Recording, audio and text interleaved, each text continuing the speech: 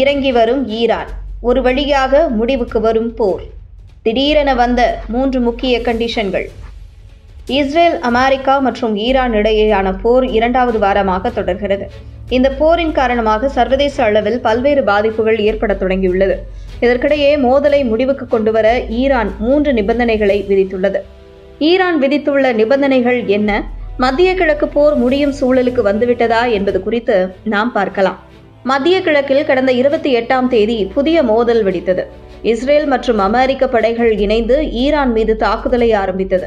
முதல் நாளே ஈரானின் உச்ச தலைவர் கமேனி கொல்லப்பட்டார். அதன் பிறகும் ஈரான் முக்கிய நகரங்களை குறிவைத்து தாக்குதல்கள் நடந்தன. அதற்கு ஈரானும் கூட பதிலடி கொடுக்க ஆரம்பித்தது. இஸ்ரேலை நேரடியாக தாக்கிய ஈரான் மத்திய கிழக்கில் உள்ள பிற அமெரிக்க மையங்களை குறிவைத்தும் தாக்குதல்களை நடத்தியது. இதனால் மத்திய கிழக்கு பிராந்தியம் முழுக்கவே ஒரு பிராந்திய போர் வெடிக்கும் சூழல் உருவானது. மேலும் இதனால் சர்வதேச அளவிலும் பாதிப்புகள் எதிரொலிக்க ஆரம்பித்துள்ளது. இதற்கிடையே இந்த விவகாரத்தில் பாசிட்டிவ் விஷயத்தை ஈரான் சொல்லியுள்ளது. அமெரிக்கா மற்றும் இஸ்ரேலுடனான மோதலை முடிவுக்கு கொண்டுவர ஈரான் 3 நிபந்தனைகளை விதித்துள்ளது. இது தொடர்பாக ஈரான் அதிபர் மசூத் பெசஸ்கியான் சில முக்கிய கருத்துக்களை கூறியுள்ளார். இந்த 3 விஷயங்களை ஏற்றுக்கொண்டால் போரை முடிவுக்கு கொண்டுவர தயாராக இருப்பதாக அவர் கூறியுள்ளார். அதாவது, ஈரானின் உரிமைகளை அங்கீகரிப்பது, எதிர்கால தாக்குதல்களிலிருந்து பாதுகாப்புக்கு உத்தரவாதம் அளிப்பது, அத்துடன் போரினால் ஏற்பட்ட சேதங்களுக்கு இழப்பீடு வழங்குவது ஆகியவைதான் நிபந்தனைகள். இந்த 3 கண்டிஷன்களை நிறைவேற்றினால் நிச்சயம் போரை முடித்துக் கொள்ளலாம் என்று ஈரான் இறங்கி வந்துள்ளது. இது தொடர்பாக ஈரான் அதிபர் பெசஸ்கியான் தனது ட்விட்டர் பக்கத்தில், ரஷ்யா மற்றும் பாகிஸ்தான் தலைவர்களுடன் நான் பேசிய போது பிராந்திய அமைதிக்கான ஈரானின் உறுதிப்பாட்டை மீண்டும் வலியுறுத்தினேன்.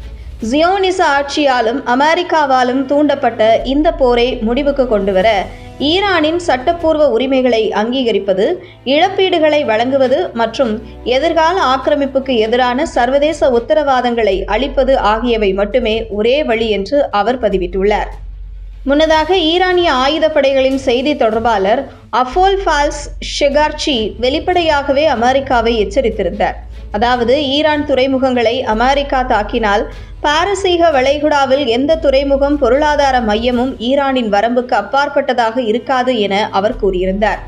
அதாவது, எங்கள் துறைமுகத்தில் நீங்கள் கை வைத்தால் மத்திய கிழக்கில் பிராந்திய போர் வெடிக்கும் என அவர் எச்சரித்திருந்தார்.